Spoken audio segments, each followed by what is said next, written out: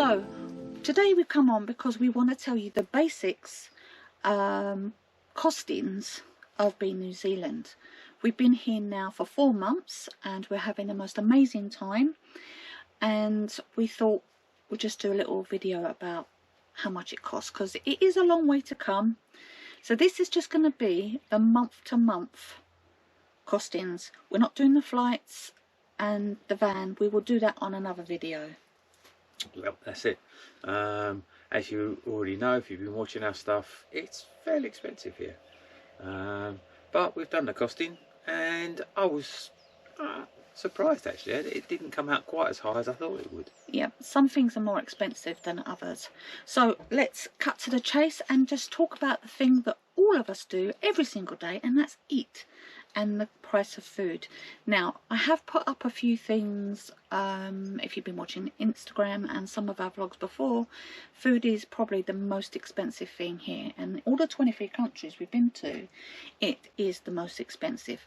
But somebody that we met from the Scandinavian countries, she said, you wait till you come to Norway, and we're like, okay. So we'll obviously have to, I think we'll have to go back to work or get a second mortgage out if we go to Norway. So we're going to do it in pounds. We try to do it in dollars and pounds, but we thought most of the people that are watching this would be watching it and would know about American dollars or would know about English pounds. So then you can do your own calculations. So food per month, and we roughly eat about twice a day. It is £462.21, and you're probably all thinking, wow, that's really cheap. But we don't have big meals as such. We don't buy a lot of meat, maybe twice a week. I mean, if you're a big meat eater, that price will be significantly more. Significant, at least 50% more. So that's just your basics, but that is including things like soap powder and cleaning materials and stuff that you buy maybe once a month. Okay, so that's what food is. Fuel, you'll be pleased to know, is a lot cheaper here than in some places and most of Europe, I'd say. Yeah, certainly the big countries in Europe, it's cheaper. At the moment it's down to less than £1 a litre. So there you go. Yep. And just if you do buy a vehicle or use diesel, you do have to pay road user charges on top of that, but we'll talk more about that in the next video. Yeah, that's it. So these are diesel prices. Yeah. Petrol is about 20 to 30 pence a litre more than diesel. So there you go. And just so you know, the South Island is quite a bit more. In some places 30 and 40p difference or cents difference in the South Island. But then just so you know, South Island, for a lot of things, even the stuff that you would buy in the North Island in the shops, it will be more expensive in the South Island. Yeah, so on that basis, what we're giving you is an average. Yeah. So there's some South Island stuff in there and some North Island. So we've actually averaged it out as a per month. Yeah. So fuel is £262.43, and we have put some kilometres in. Yes. Thankfully our van does about 30 kilometres to the hour per hour with me driving, and probably about 15 with Kev. Yeah, so to put that into real life, it does 30 miles to the gallon on a good day. On a good day. When we got it, it was only about 25 to the gallon, but we broke it in. Yeah, we ran it in a bit. Yeah, for sure. Okay, so everybody needs to have the phone. We had to bring our phones obviously from the UK because they're under a contract. So including both of our phones from the UK and a New Zealand SIM card, which you need to have because you need to know about the alerts like earthquakes, tsunamis, all that sort of thing. And if you want to book anything in New Zealand, they're going to want a New Zealand phone number. Yes, so if you've got a dual SIM on your phone, we really would recommend to get it. We will just say very briefly that the signal and internet what have you on the South Island is extremely patchy, isn't it? Yes, it's a lot better on the North Island. On the North Island, yeah. So in decent towns and cities, no worries, 5G, the full works. Between said towns and cities, they have signs on the side of the road to tell you that there will be an internet or there will be a phone signal for the next so many kilometres. Yeah. And believe me, if you can stop, you pull over and you do what you got to do, because once you get outside those kilometres, nothing again. I think the longest we went without internet was 3 days. Yeah. And that was travelling. That wasn't 3 days in one spot. So that just how he's like. So for basically 3 phones, it was £54.42. Now the next one is camping. So New Zealand is really quite good with free camping. There's lots of sites like Rankers New Zealand, Campermate, Wiki. We've used 2 of them mostly. Campermate for like dump stations, they're more accurate, and you can camp practically anywhere, but within that area they will have places where you can camp, if that makes sense. Very few places you can't camp at all, free camping. Like Milford Sound, there's no free camping whatsoever. You have to pay.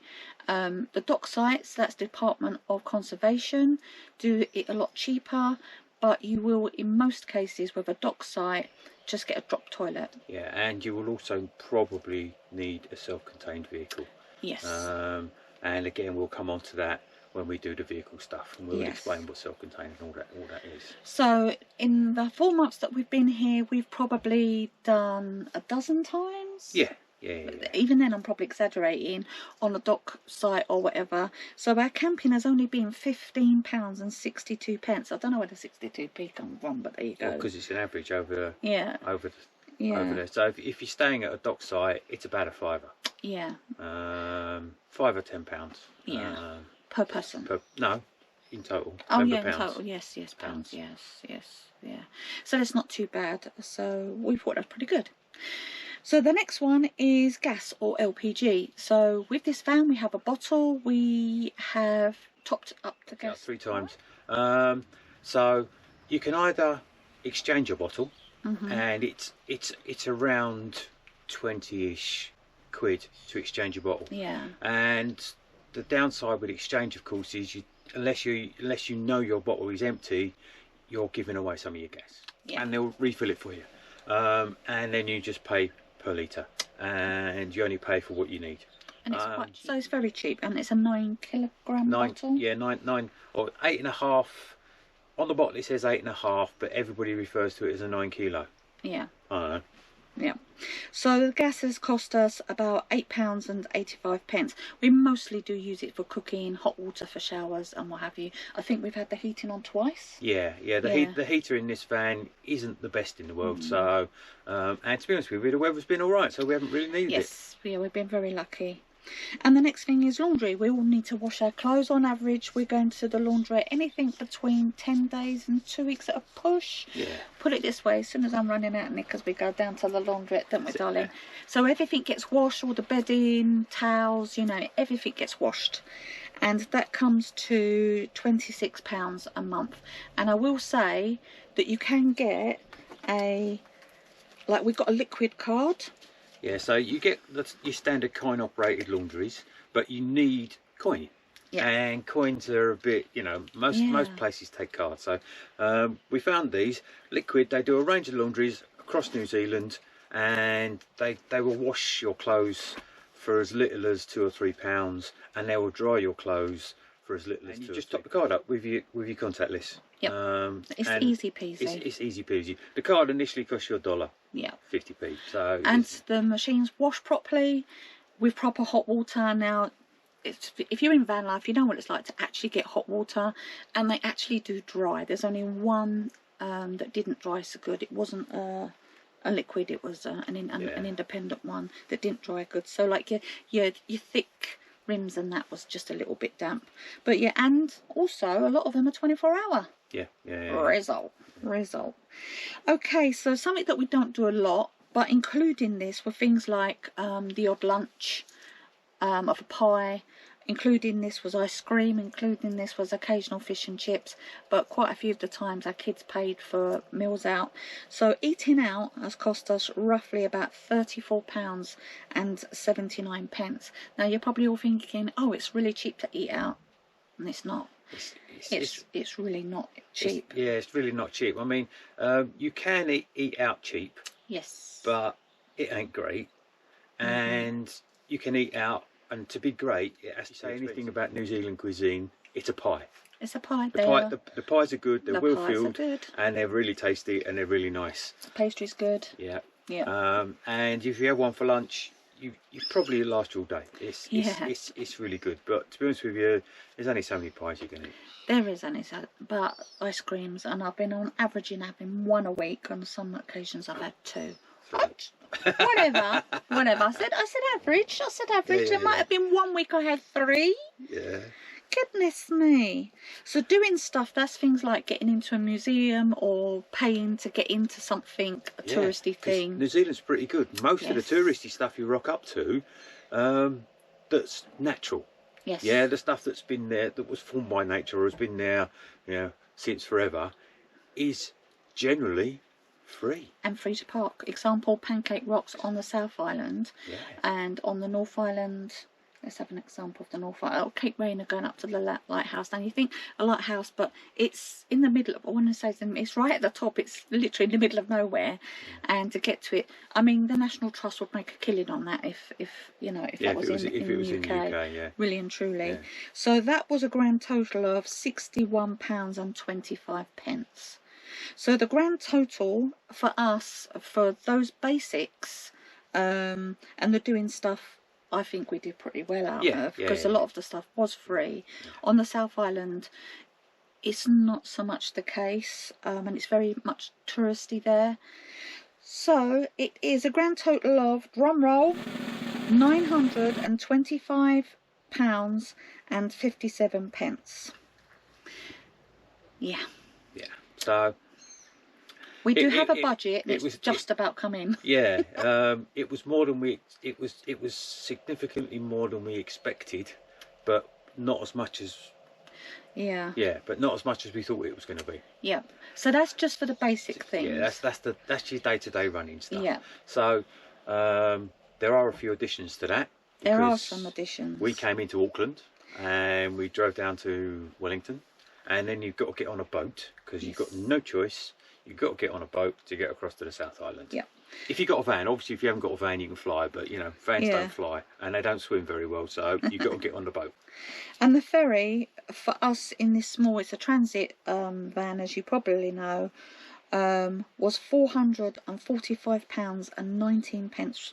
That was for a return trip. Yeah, and piece of advice, if you are going to do it, book it early, because the service is it's well oversubscribed. Let's put it that way. And at the moment, at the time of filming, as they say, they're having a few issues. Yes. If you by the time you come over here, if it's getting somewhere near 2026, then Inter-Island. Yeah, Inter-Islander is going to have a couple of new ferries, and hopefully it should all be sorted. But they're still talking about it. So there's there's only 2 ferry companies, Inter-Islander and Bluebridge. So Bluebridge do have slightly smaller ferries. So when the weather does get a little bit rougher, sometimes the Bluebridge doesn't sail when Inter-Islander does.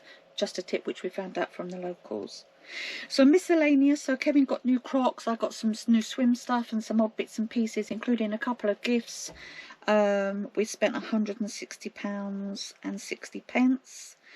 We treated ourselves. We don't buy each other Christmas, birthday, Valentine's, Mother's Day, Father's Day, whatever. If we want to do something, we think, right, it's something we've spoke about. We won't just do stuff on a whim. Mind you, we have done stuff on a whim. Yeah, we do stuff on a whim. But it is something that we both wanted to do. So we did, which you probably would have seen it by now. If not, it's coming up, a helicopter ride over Mount Cook. It was absolutely amazing. Yeah. Absolutely amazing. Couldn't recommend it. And our helicopter ride for the both of us was £647.77. I'd like to say insurance was included that, but they just about took our names. Honestly, health and safety here is just so lax, and they think it's really tight, but they didn't even like that. Always goes as an afterthought, I suppose I best put your names down. Yeah, because if we crash, you ain't gonna know who we are you? So yeah, it was quite. So there was one other significant spend, and that was on the South Island. One of the big things to do is to go to a place called Milford Sound. It's actually a fjord and it's really spectacular. Again, you have to book that in advance. The drive down to it can be a little bit sketchy if the weather's not great. A lot of the roads in New Zealand, due to the unusual weather, cyclones, earthquakes, you name it, have been washed away, ruined and what have you. But always check when you're going to these places that the roads are open. Just a tip. So Milford Sound, including parking, because it was £25 to park for 5 hours. $25, sorry, to park for 5 hours, was £150. So that was for a 2 hour, including lunch. Yeah, 2 hours including lunch. Pretty much as much tea and coffee as you wanted to drink. And part of the excursion, they take you to undersea viewing platform, and it's quite special. Yes. Again, watch the video and we'll tell you all about it. Yes. They've got some quite special sea conditions. Yes. That said, do your research, because they've got another sound. It's called Doubtful Sound. And when we looked at it, and had we known about it in advance, we would have done. We probably would have done Doubtful Sound instead of. We couldn't afford both, so we might have done Doubtful Sound.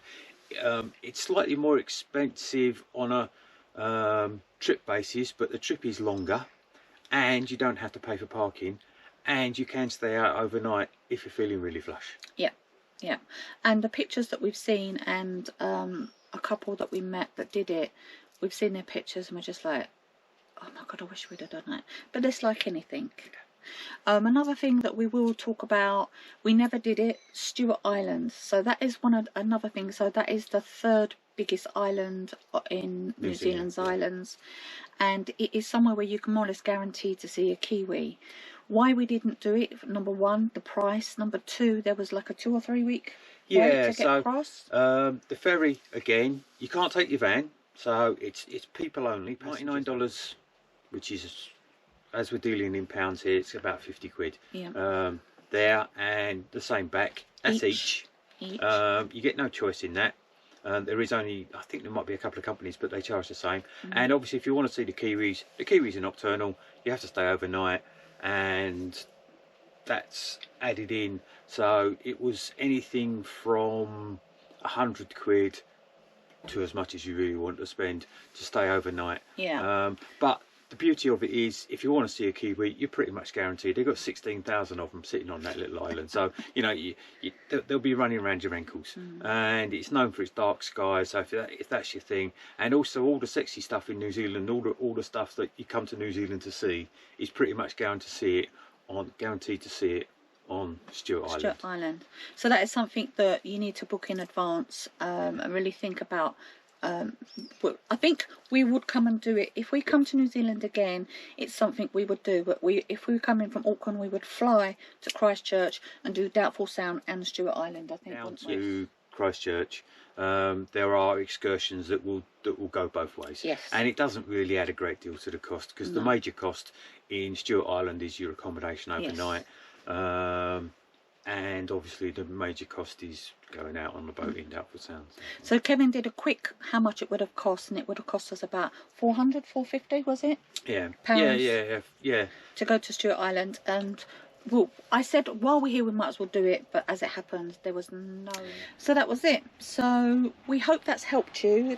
Those are the things that the big things that people normally ask about. Just going back to the very quickly, it takes about 3.5 hours. Definitely, again, just to reiterate, do your return trip, because we ended up having an extra week, really, wasn't it? An extra 3 days. Yeah, I mean, but just that was beyond anybody's control, weather, stuff like that. So again, don't make your dates too tight.